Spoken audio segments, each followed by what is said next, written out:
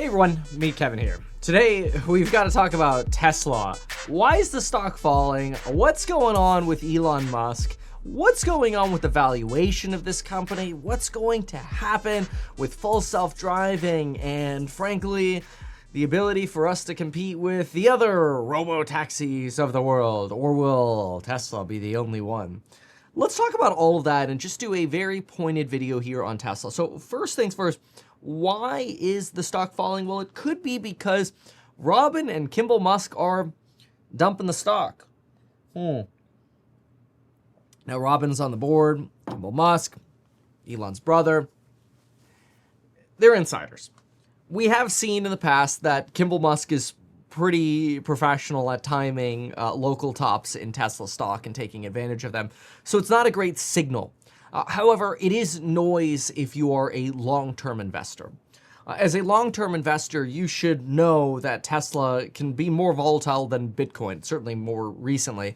And over its history, it has not been exempt from large swings in valuations, potentially as much as 70% declines. And then, of course, you get these doubles to 2.5xers, and then you get these declines again. This is normal. This is just what happens with a stock that is growing. Now, typically, Tesla should have already matured past this phase, but you've got some issues because one of the problems that we face, not just from insider selling, is expectation versus reality. One of the expectations is that we are going to get new models of vehicles in 2025, and I have been of the mindset that there will not be a new model in 2025. There will just be different variants of existing models. And so far, I don't want to be right on this because I really want a new model of Tesla, ideally a bigger one.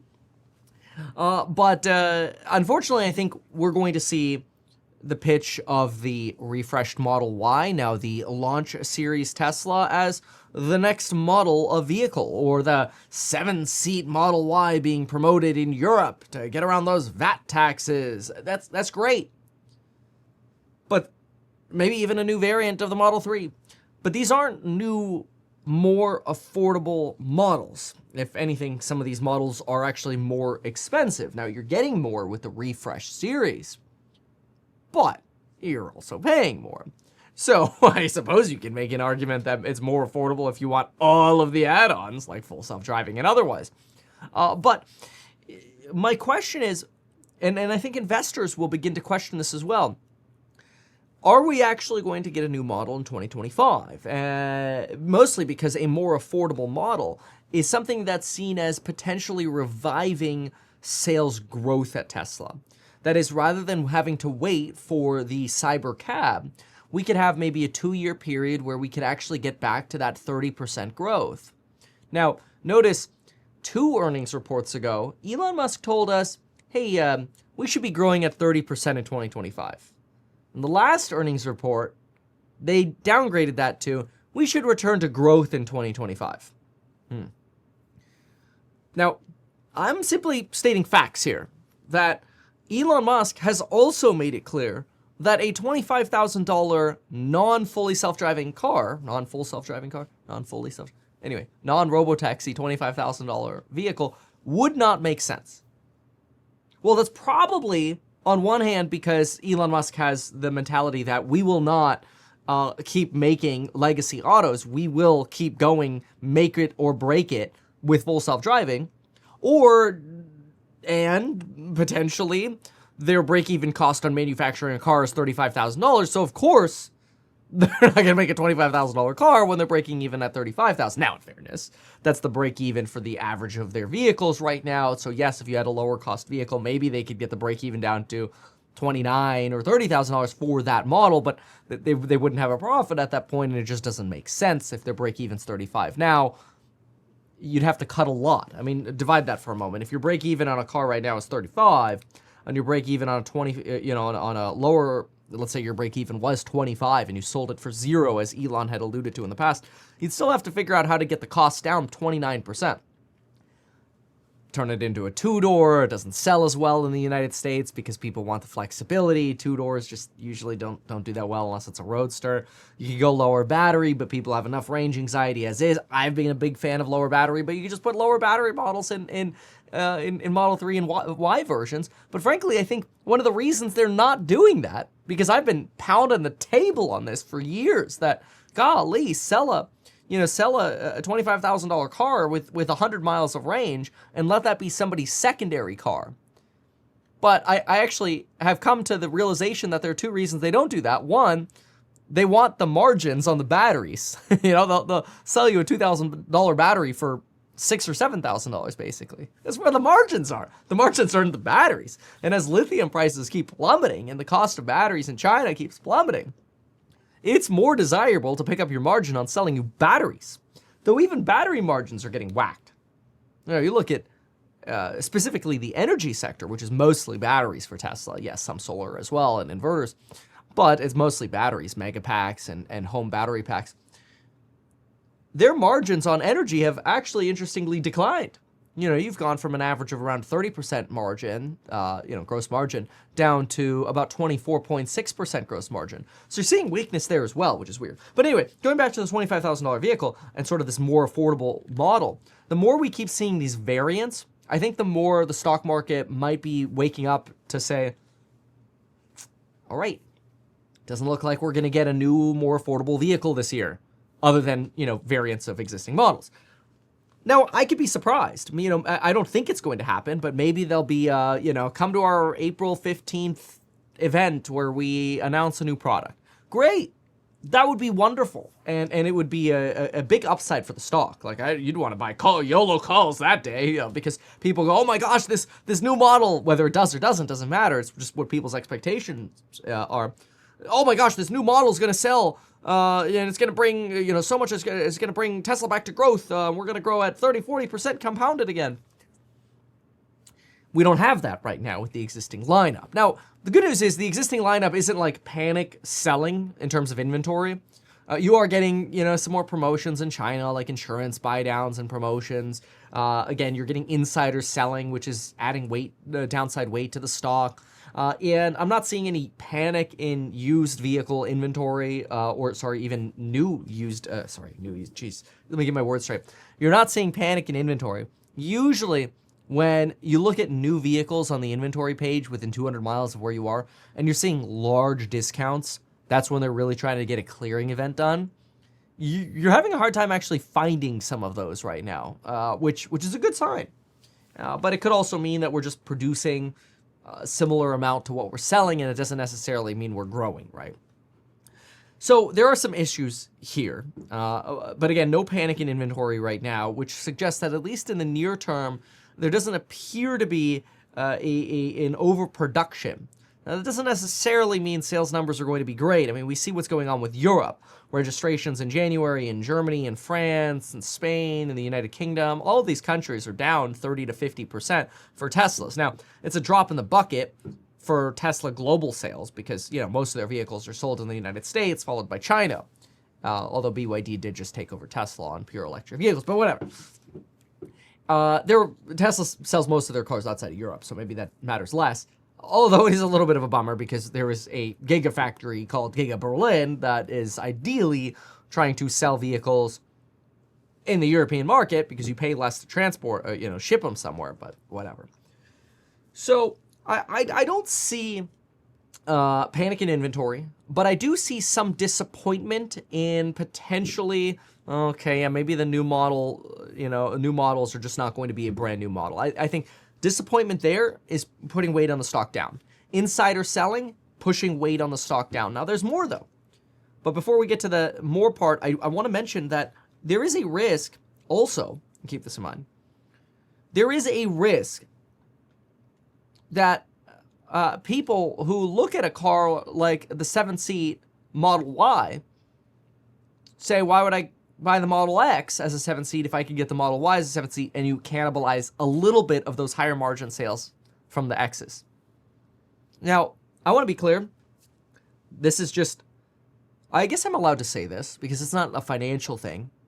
This isn't personalized financial advice. This is just like advice as a friend. do not buy a 7-seat Tesla. Please don't do it. I bought a 7-seat Model X and I regret it.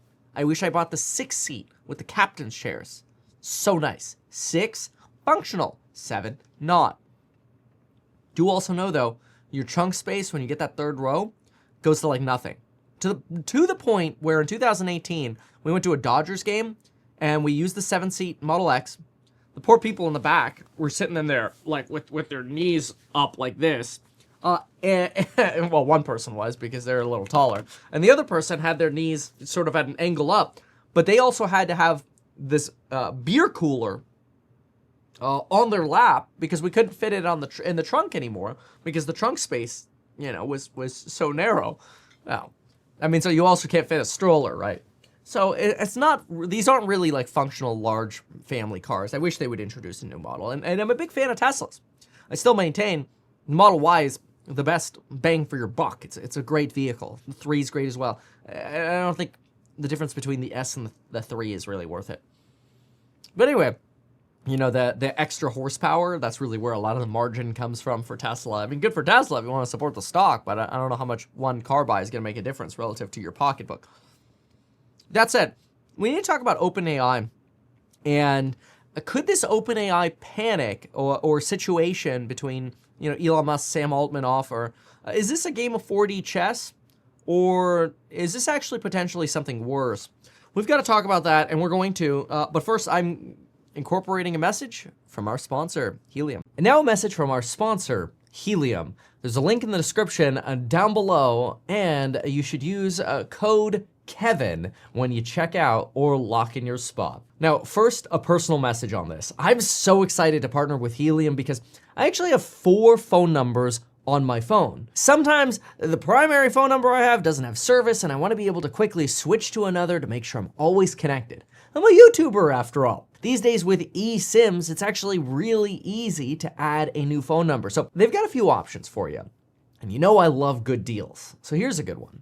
There's an option where right now you could get a Helium phone plan for $0. So you really don't get hurt trying it out. The way Helium is offering you a $0 plan is if you provide your anonymized location, you can actually help the Helium mobile network, and in exchange, you get this free $0 plan. In addition to giving you this free plan with 3 gigabytes of data and 100 minutes of calls and 300 texts at no cost, we'll also give you options at low costs for larger plans, such as $15 a month for a 10 gigabyte plan or $30 a month for an unlimited plan.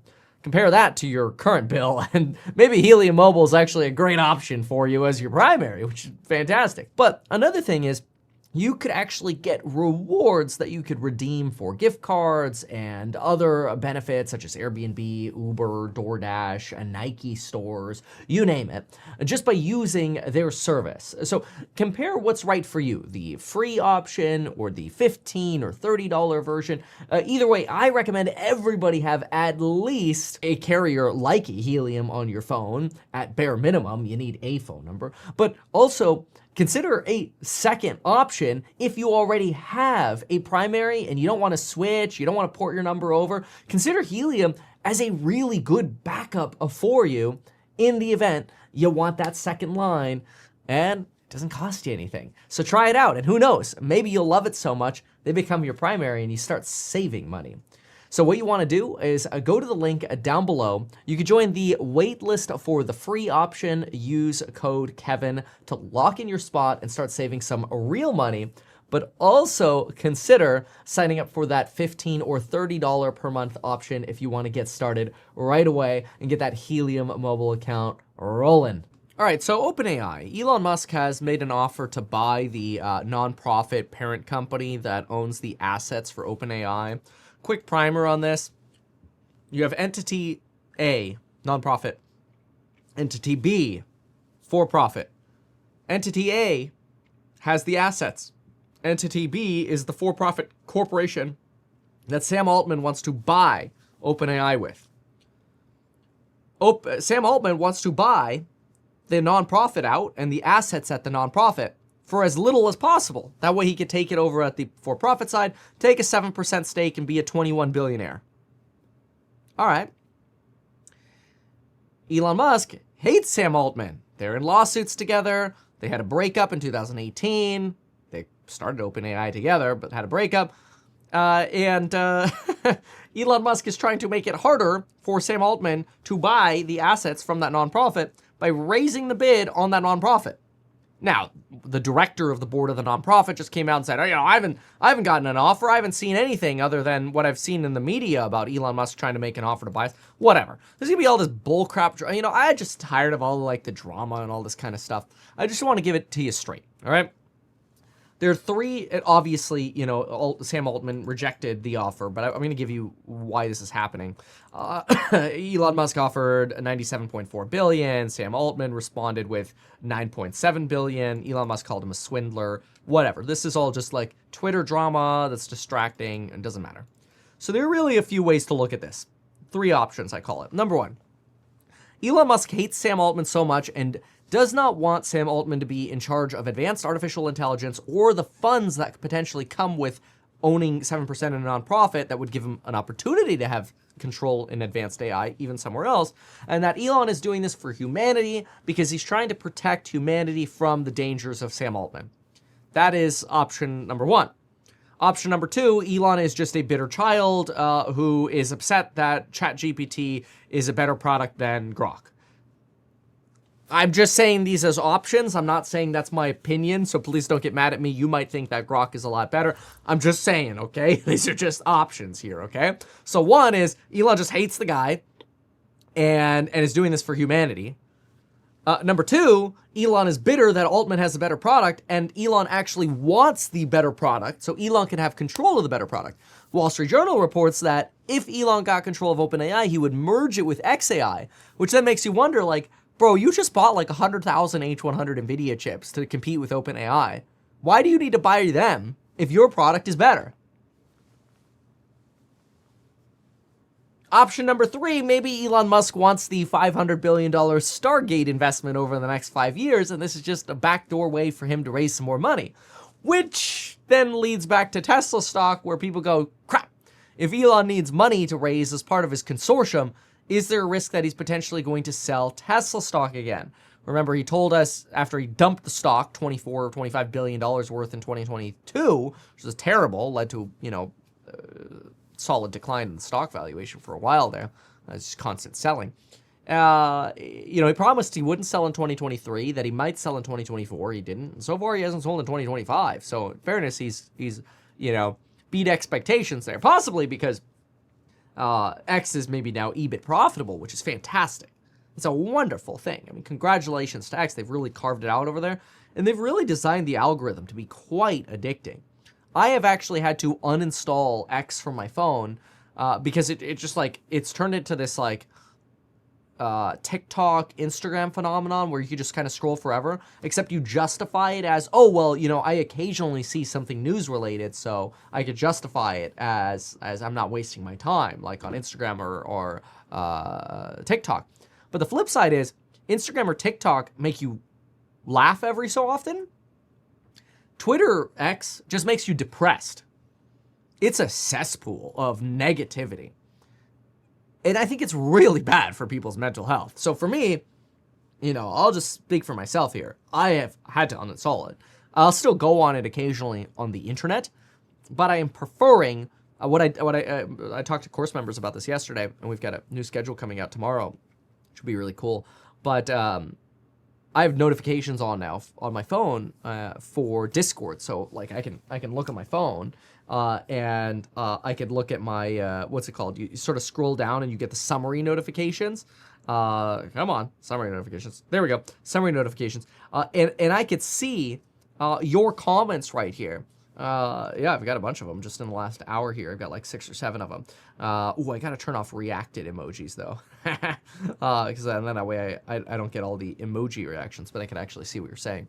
But anyway, I'm going through this as opposed to my Twitter. So you're becoming the course members are now my new Twitter, and it's great because I love seeing your comments, and I think you're all level-headed, reasonable people. Even those of you who aren't course members, I think if you watch this channel, you watch it because you're looking for a reasoned perspective. I don't think I'm ever going to be, I just can't do it, all in, YOLO, one-sided. It's just not me. So this drama about OpenAI, though, is putting some unfortunately negative weight on Tesla, I believe, because it does send that potential signal of that would Elon maybe have to sell any stock, right? So now you've got the downside of the model, new model release, you've got insider selling, and you get the OpenAI pressure. So those are 3 problems already. What's a 4th problem? Well, 4th problem is full self-driving. Tesla stock has basically been priced in such a way with a valuation that's quite high. We'll pull the new valuation right now. But it's been priced in such a way that they're going to be the only company that has full self-driving cars. And we know with a fact that that is already untrue because, and I'm not pitching Waymo here, but I'm just saying, Waymo is already a full self-driving vehicle that is functioning and giving people taxi rides. They are already ahead of Tesla in that sense. Now, I'm not shilling for Waymo because they're obviously geo-gated, geo-fenced, and we don't have the universal full self-driving of a vision-based technology that doesn't use LiDAR, so a lower cost, mass-producible, full self-driving robotaxi technology that is expected to launch as late as July, August of this year in Austin, and then quickly in other states, blah, blah, blah. Like, this is all wonderful. But all of that upside came over the last, 4 months in Tesla stock. But now you start hearing these partnerships with Uber and Mobileye, or was it Lyft and Mobileye? I can't remember. I think it was actually Lyft and Mobileye. About them wanting to launch robotaxi services. Now all of a sudden you start looking and go, oh, I didn't know I have to actually price in competition here. So, Mobileye was up like 13% yesterday. We were talking with course members about this idea of maybe you need a full self-driving portfolio where Tesla is just sort of one of the eggs in that basket. And then you can incorporate other companies like the Lyfts and the Ubers and the Mobileyes and maybe even the NVIDIA, given that, they do have the NVIDIA Orin platform, Orin and Thor platform, the drive platform, for essentially creating an FSD product for any manufacturer of vehicles. Now, Elon has been teasing this idea of FSD licensing with other car companies, but I just want to put that to bed really quickly. It ain't going to happen. First of all, it's been pitched since the beginning of 2023. Second of all, Elon told us in an earnings call it would take about 5 years from licensing agreement signed to in-vehicle, like design it, integrate it, test it, whatever, take about 5 years. That's slow. So, but the problem is now with Elon's politics, I don't think any brand wants that association because it's just going to come with the negative downside of an association with Elon at this point. I want to hit the valuation of Tesla too. But I want to be clear. While I do the valuation here, Elon's politics, unfortunately, are starting to hurt more than they have in the past. This idea of just supporting Trump was one thing. Okay, you donated to Trump, fine. A lot of people donated to Trump. That doesn't, if you're a Democrat, that doesn't make you, that shouldn't make you think of that person as a bad person. It's like, okay, they had a preference and they supported their candidate. That's fine. But now what you have is an active role inside of an administration as an unpaid employee of the administration. And usually your peak popularity as a president is the day you're elected, and it's straight down from there. So there's really, you just can't make everyone happy in politics, no matter how noble of a cause you're doing. Like, cutting fraud and waste, everybody should be a big fan of that. I'm not saying everything deserves to be cut, like research funding at institutions, like colleges or whatever. And there are debates about what should be kept and not. I personally have some concerns about the gutting of the Consumer Financial Protection Bureau, mostly because my entire career was founded on quality real estate loans, ability to repay, truth in lending, the good faith estimate. Like, I went through all of that, right? That transition after 2008. And so, it gives me, kind of shakes me to the core a little bit that we could potentially go back to lending like we saw in 2008. Leading up to 2008. I haven't put my full thoughts together on all that yet, but that's honestly a topic for a real estate video. But anyway, that kind of stuff is just going to take some people and you make them not like Elon, and then therefore they just won't buy Teslas. Be worse than it's ever been in the past. Tesla right now is trading for a 115 PE ratio. We're expecting EPS to grow at a clip of 23. expecting it to grow at 139% over the next 4 years on average, or in total. Divided by 4 puts you at about a 35 on a PE ratio, or earnings growth ratio. And if I divide the PE ratio 115 by earnings growth at 35, trading at a 3.2 peg. It's less rich than it was in the 400s. Great. But it's still not where I love it. I love it at a 1.6.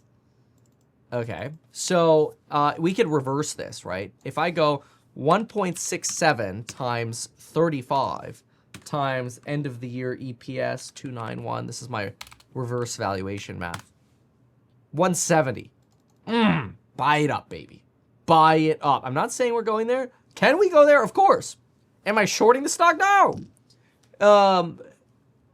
It could go up 20% tomorrow on Elon announcing a new product, you know? I was just saying, like, where the valuation at the current earnings is delicious to me is like 170.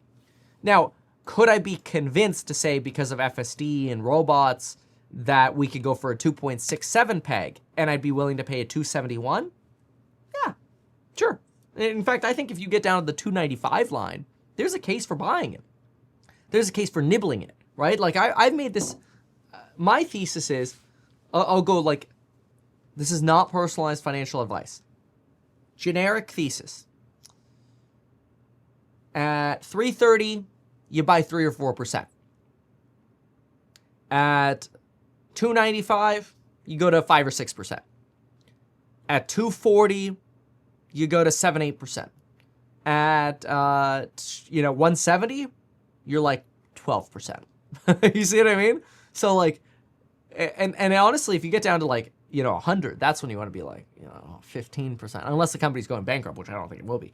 That's when you want to. That would be the definition of like the rock bottom of Elon is priced in, and that's where you really just max your allocation to it in a reasonable and safe way. My take. Because then you're below the 167, right? Then you start trading like Enphase, which, they're trading for under a 1 peg. That, whenever rates come down, will do very, very well. We don't know when that's going to be. Tesla would also benefit, by the way, from rates coming down. But so far, unless Donald Trump's, cuts create a recession, which they might, you're not going to get a rapid reduction in rates here anytime soon. That's also a topic for a different video. But, remember, the government makes up like 40% of GDP. So even though it might seem like entertaining to say, oh, look at all these things that are getting cut. All those things that are getting cut, think of them like negative stimulus checks. Remember what stimulus did to the economy? So now think negative stimulus checks. Yeah. So, in case you're wondering why Tesla stock is falling, there you go. If you like this, make sure to share the video, subscribe to the channel. I appreciate y'all being here. Check out the sponsor in the description, and we'll see you in the next one. Goodbye, everyone. Good luck. Why not advertise these things that you told us here? I feel like nobody else knows about this. We'll try a little advertising and see how it goes. Congratulations, man. You have done so much. People love you. People look up to you. Kevin Paffrath there, financial analyst and YouTuber. Meet Kevin. Always great to get your take.